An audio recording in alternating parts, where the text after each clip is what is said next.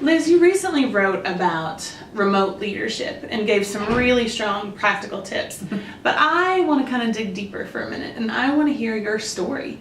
Have you ever worked with a remote team? What was the experience like?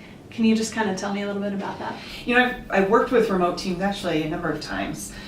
I think the most challenging one was when I worked for a nonprofit and we had 30,000 leaders around the country who all needed leadership training, and we needed to connect them to and make sure they felt connected to the vision and mission of the organization, particularly in a nonprofit. I mean, that's one of the strengths of it. And when you're working with volunteers, if they can't see the mission and vision, I think it's much more challenging.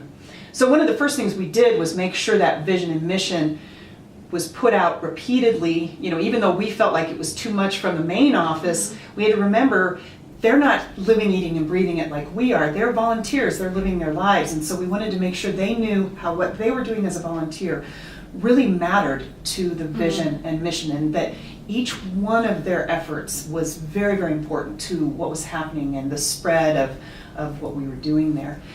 I think also just communication was so key. So we actually at the beginning of the year would put together not only a training plan for the leaders that went over and made sure we not only did training for all types of characteristics and skills, but also looking at different media types. So, you know, maybe they have a video training, maybe it's a webinar or whatever, so that there was multiple ways for people to get the information.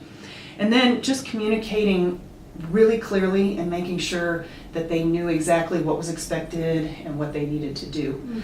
So I think those were some of the main things that we did, and just making sure that they felt like they were part of the family. I think sometimes it's tough if they feel like they're out there on their own and nobody cares about what they're doing. Yeah, it's easy to unplug.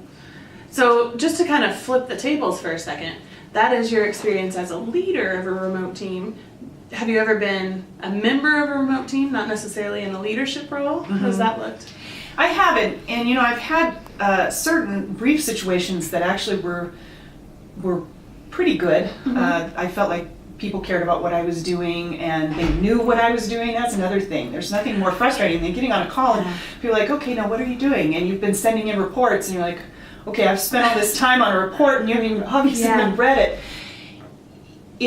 I think it's really important when the same expectations are given for people in remote areas as they are with the people in the office.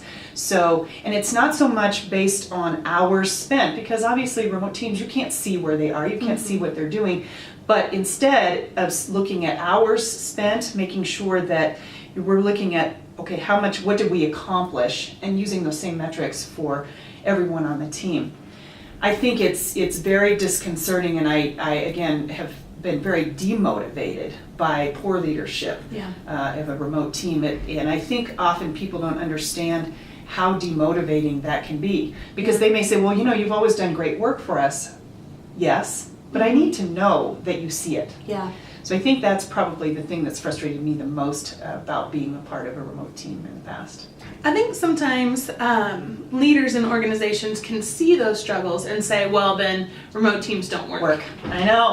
What do you say to somebody that says that? I say that's not true, and that's not where the world is going right now. You have got to learn how to work with people. I mean, with the gig economy, with global companies, you have to learn how to work with remote teams. It's just part of what you need to do.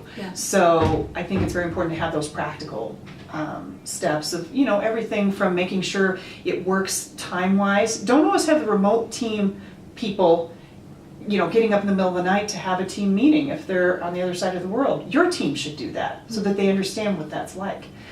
Making sure, again, that the expectations are the same, that everybody understands how they're tied into the mission, how they fit into the culture. Those kinds of things I think are really important.